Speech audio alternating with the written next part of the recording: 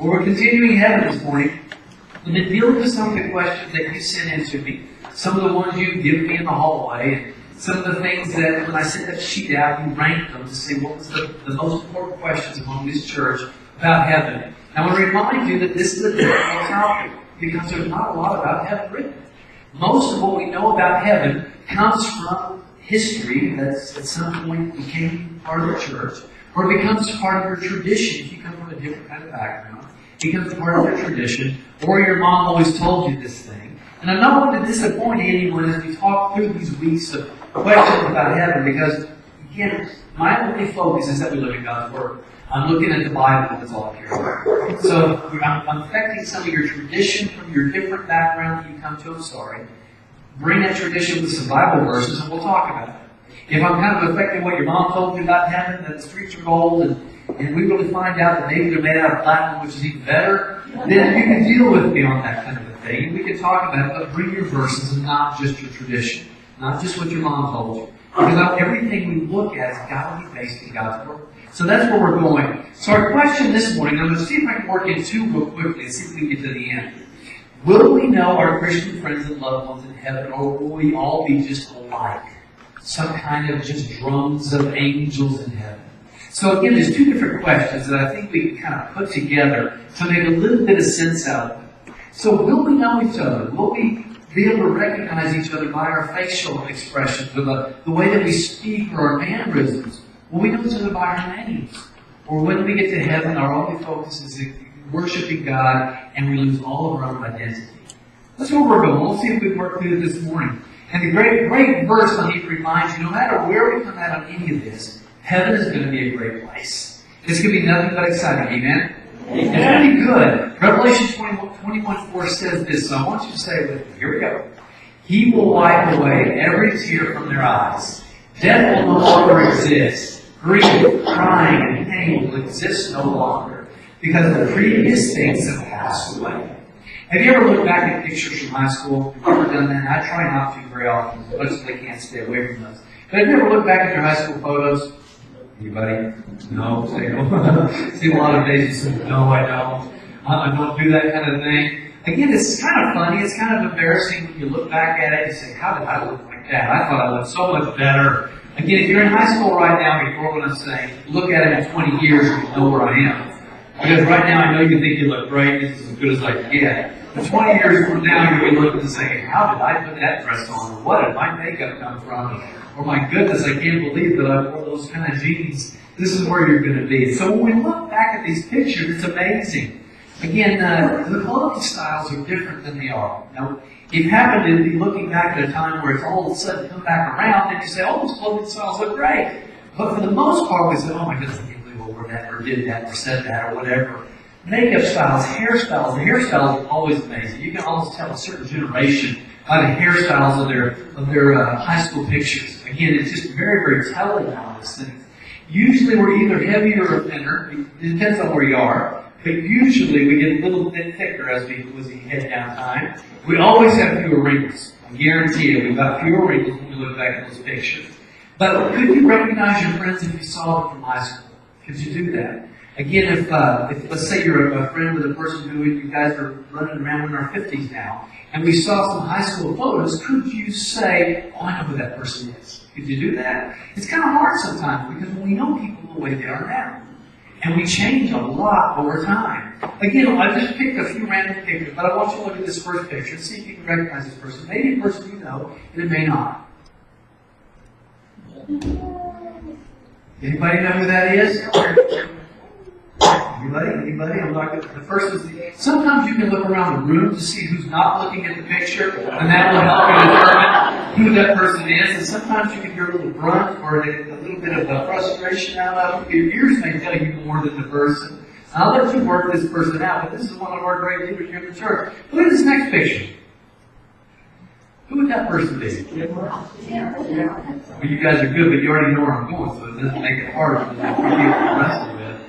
But again, you see these people, we know these people now, but we look at these great high school pictures and they look a little bit different. But there are always characteristics that you can say, oh, I recognize that part of the face, or I can see the eyes or something like that. Look at this next picture. Who would that be? That young, fair-haired person. Where is that person? Luckily, you know who might be with me.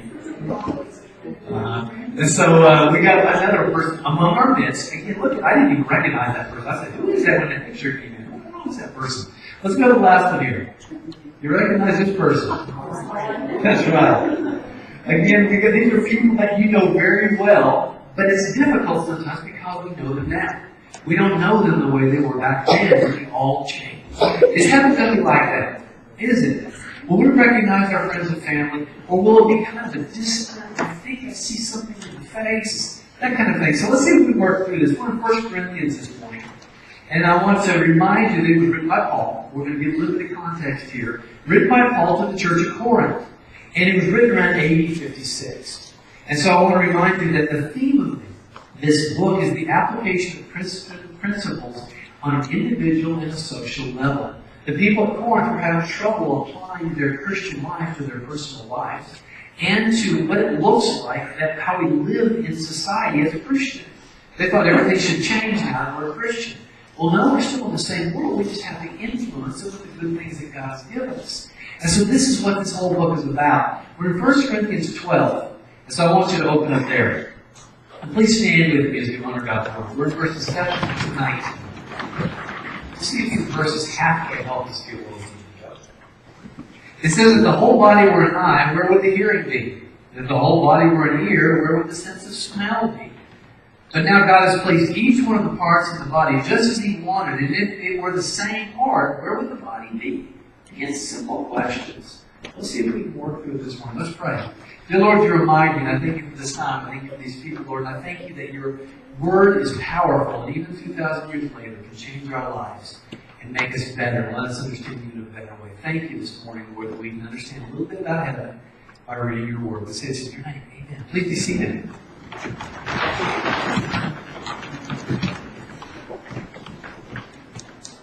The biggest question I had when I started this specific question was, why would God make us so individually unique to remove it when we got to heaven? It doesn't make any sense that He makes us so different.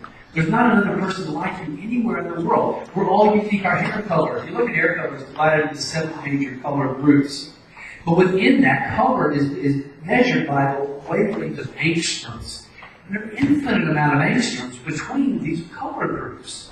And so at that point, there's so many subtleties in color. It's the same thing for eyes. Eyes is divided into 7 main color groups. But you look at those people who've got the brown ring there with the green, or they've got blue eyes with brown flecks, or bright blue, or black brown like I've got. Everyone's eyes are totally different. Why would God make us so unique for this short period of time and remove it when we got to heaven? That's my question. And again, I can't just preach from a supposition. I can't preach from a question. So I have to prove that doesn't make sense, that God would spend so much time now to erase it when we got to heaven. Because He was so clear that He wanted us to do so many things. You look at our height, weight, and our body size. Some of us are endomorphic. I tend to keep more weight on. Some of us are ectomorphic. We're really thin, and some of us right in the middle. What about the trillions of facial permutations? The eyebrows versus the face, the size of the mouth, or the ears versus the way the nose is shaped. All these various permutations that immediately I can look at someone and say, I know that person from that thing. We look at those pictures from years ago, yet there were things that were very clear that we knew that person almost like they were just right next to us. Because those things are so specific about each of us. Even though we may be a few years removed, we know that person very well. Again, you look at some of these crime labs and the way that they determine the differences, if they're looking to find a way to solve a problem and figure out who someone is. Things like fingerprints. Why would God spend so much time on fingerprints? Why would we be so unique? Our teeth. Dental records are a huge thing. Our irises now, the blood vessels in our irises, a lot of government facilities now have retinal scans to see because it's so unique. Or our tongue, the way the dots are on our tongue, we find ways that they can determine the difference between those things. Or even DNA, they're finding out that even identical twins' DNA is different. Why would God spend so much time to do this if He were just to remove it when we got to heaven? I don't know. That's the question. So we're working through that. Again, no person that has ever lived is like you, or like you, or like you. You're unique.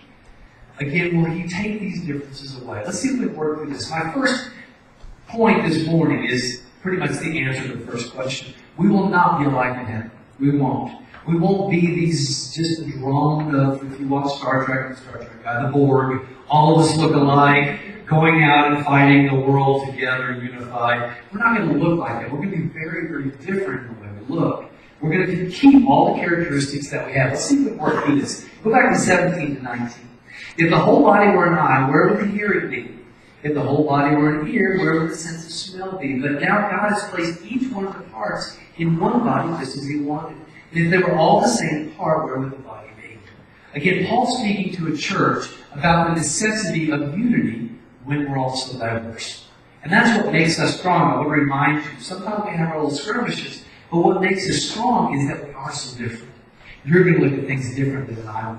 You're going to see problems that I may not be looking for. You have the ability to get out there and solve this problem with your gift and your talent in a way that I don't. If we're all like me, this would be a pretty boring church with a few very minuscule gifts.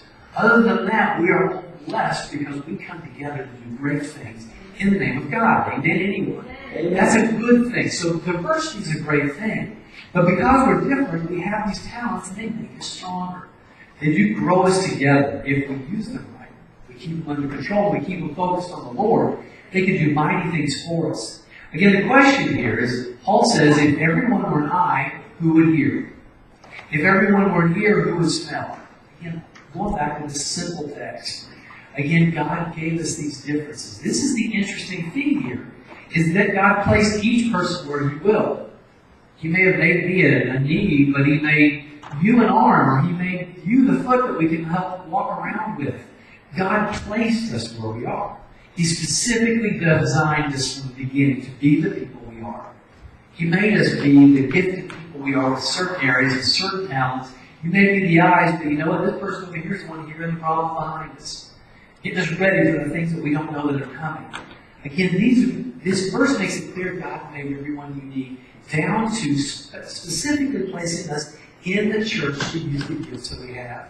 So not only are we unique in the way we look, and the way we act, the way we carry ourselves, the way we speak, and the euphemisms we may use, but we're also unique in that God uses us differently in the church. God gave gifts to people so that we can bless other people. Go back to verse 19. And if they were all the same part, where would the body be? That's the question here. That's the main question we're trying to deal with this morning.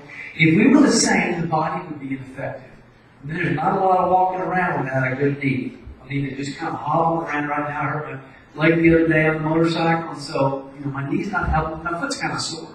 And so these kind of things, once something starts to break down, we don't work as well. We're not as efficient.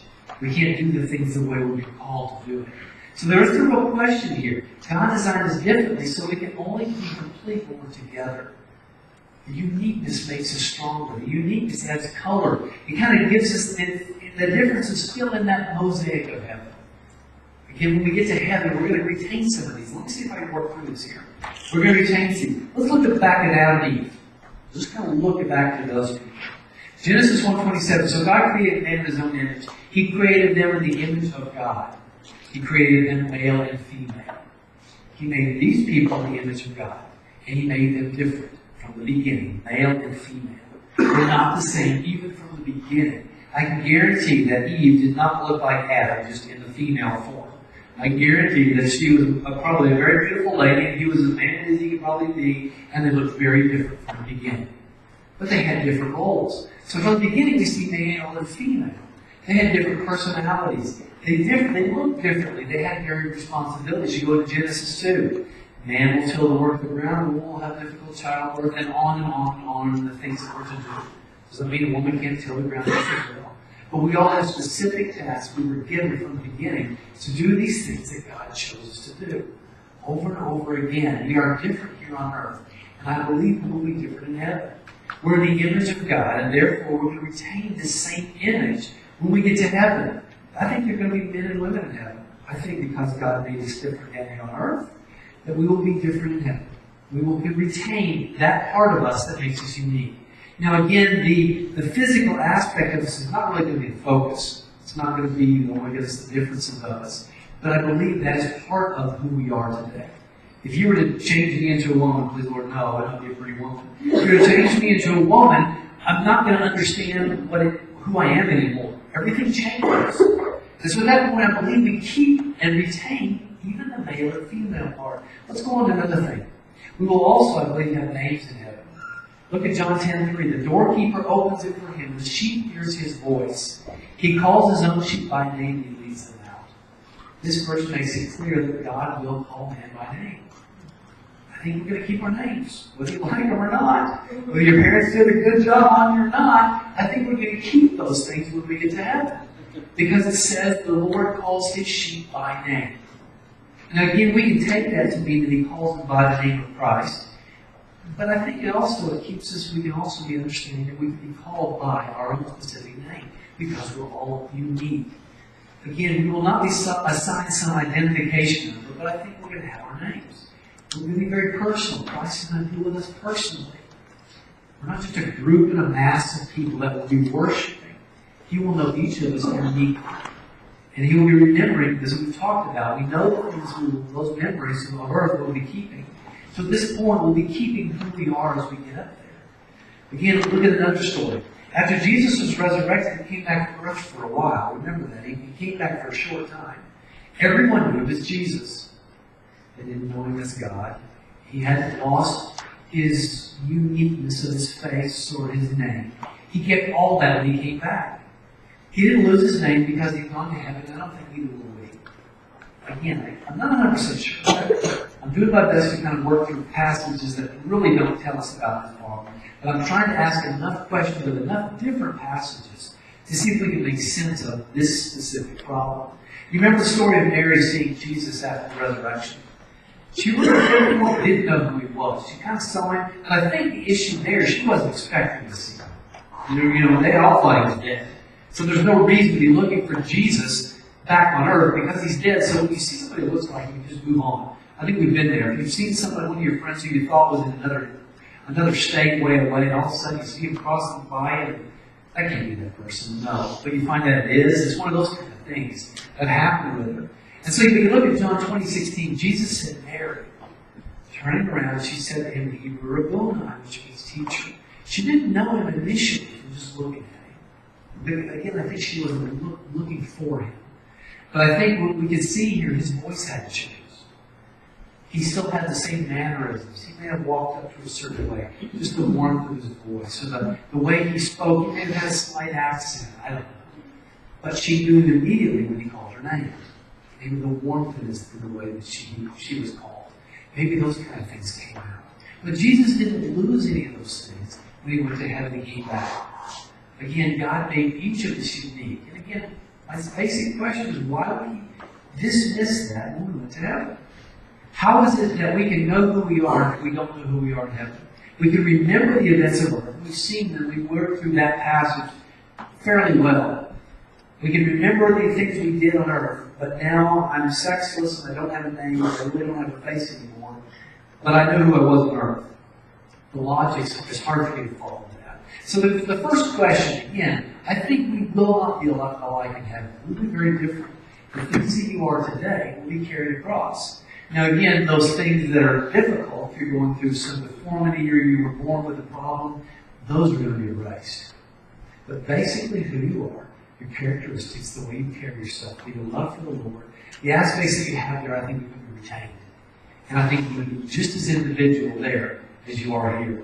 And so the second question, I think it answers itself. I think we will know our friends and loved ones. Let's see if we can work through this for a few minutes. We started our talk with seeing the pictures of people from a long time ago. And again, even if it was 5 years, sometimes we change so much in 5 years, or 10 years, 15 years. We look very different over time. You know that. You can look back at your high school pictures and say, that doesn't look like it all today. Good, bad, and different. It doesn't look like that. But when one to heaven, I believe our recognition of friends and family will be much like that. I think we won't necessarily understand implicitly that's that person that I knew, because let's say we knew someone when they were 75. Or we knew someone when they were 10. Either side of the average of life. We knew this person then, but they looked very different in heaven, because who knows what age we're going to be. Again, you look at it, Thomas Aquinas said this. He believed that since Christ was resurrected at the age of 33, we will all be 33 in heaven. Now we're going to see it the next time we come together to talk about heaven. We're going to talk about that. What about those babies who are aborted? What about those children who died very young? What about the people in Africa? We always use Africa, who have never ever heard. They're in some kind of small group somewhere they've never heard about Christ. We're going to talk about that. What does God do with those people in heaven? It's a tough one. We're going to see if we can wrestle with that. But the issue is, I think pretty much God's going to make us in a perfect form, probably at a great healthy age, whatever that age is. I don't know. It's not in the Bible, and I don't want to really wrestle with it because there's just a lot of conjecture there. But I think, it's the same thing. If I know someone when they were 10, I want to all recognize them if they were 35. It would be very, very difficult. That same kind of thing is happening here. And so, again, we see this. We tend to look differently when we're young. We tend to look differently when we're old. So when we get to heaven, I don't think it's going to be that we recognize them by our eyes, necessarily. Maybe a little bit by ears. Maybe if we got enough of it together. Because if God does give us this perfect, beautiful age, whatever it is, we won't look like we do now. Unless you happen to be that great age right now, lucky you.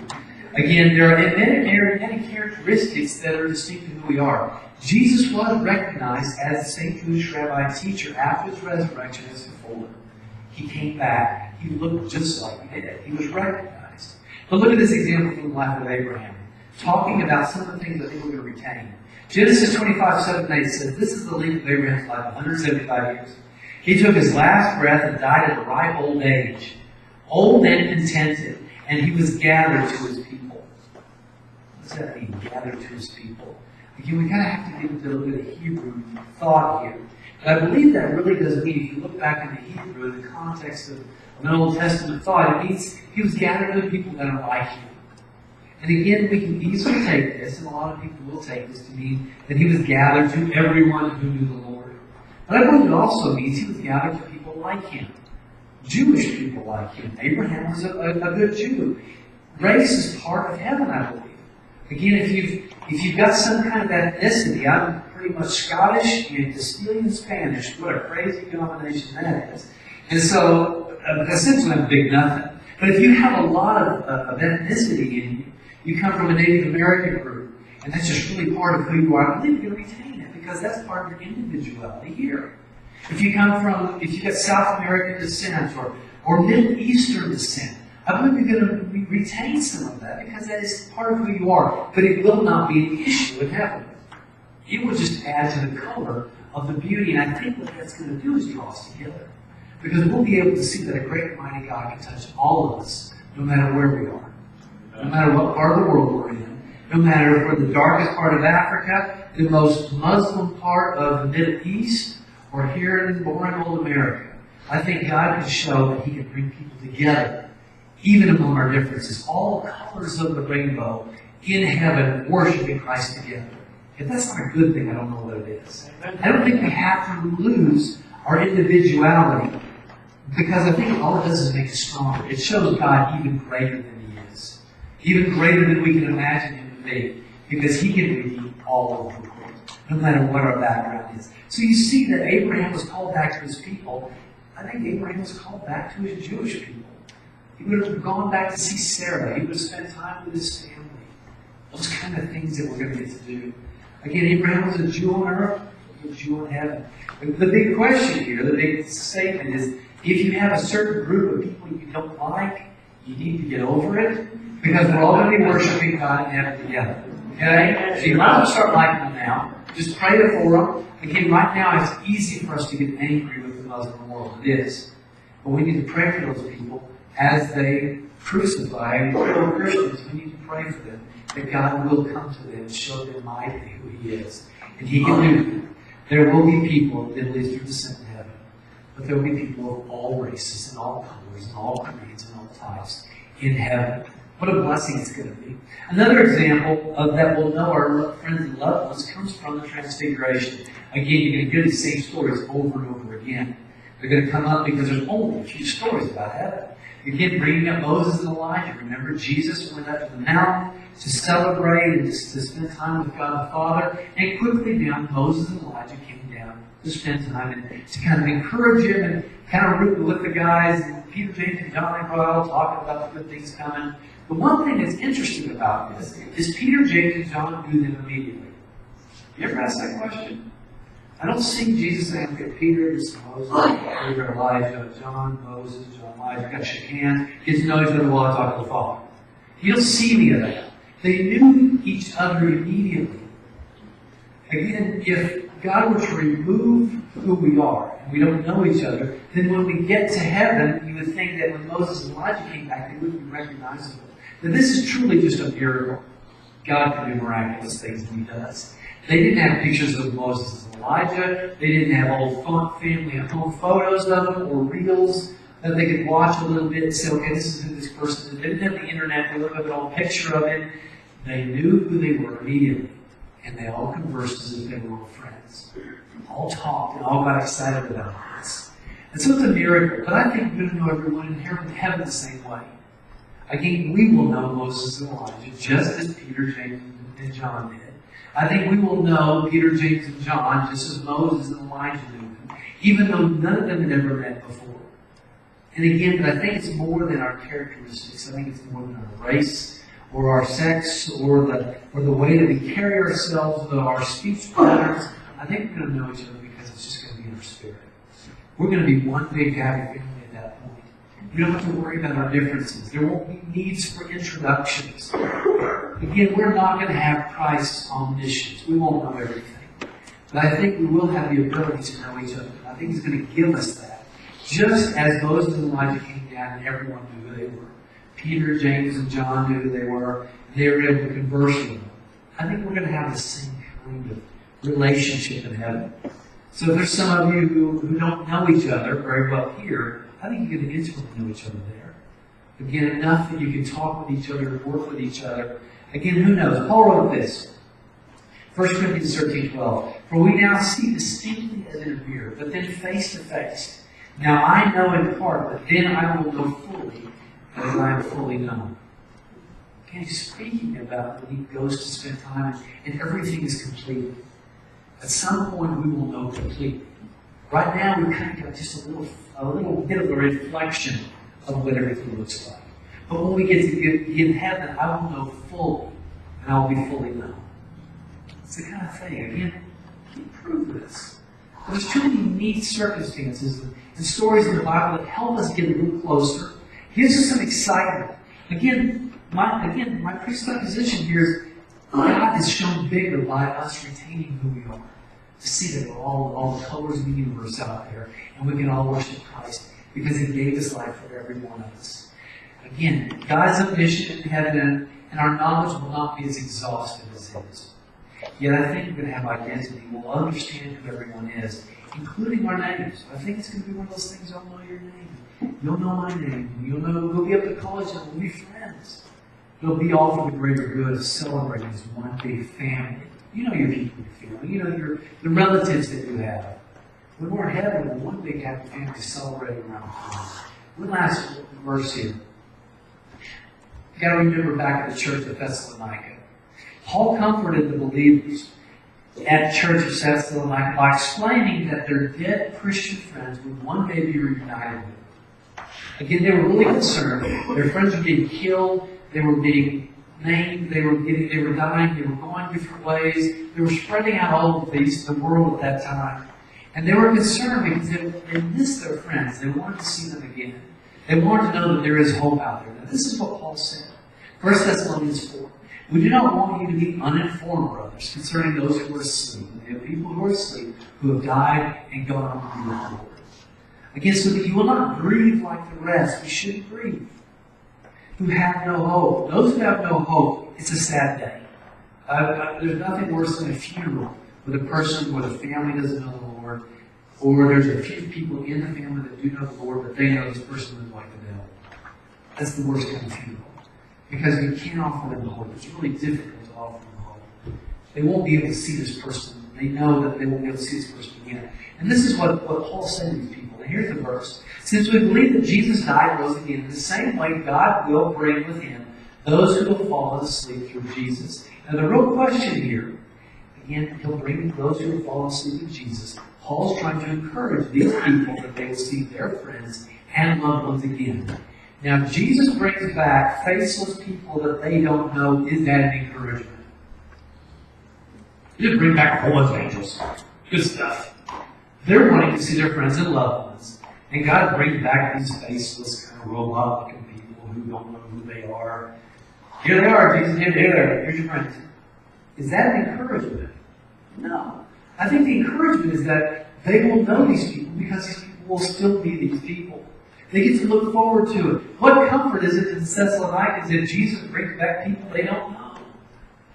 There's no comfort there. Paul's being very clear that Jesus is going to bring back those whom they love, those that they know, those that have gone on to fall asleep in the Lord. Again, this is a difficult subject. This is a difficult topic. I can't prove it 100%.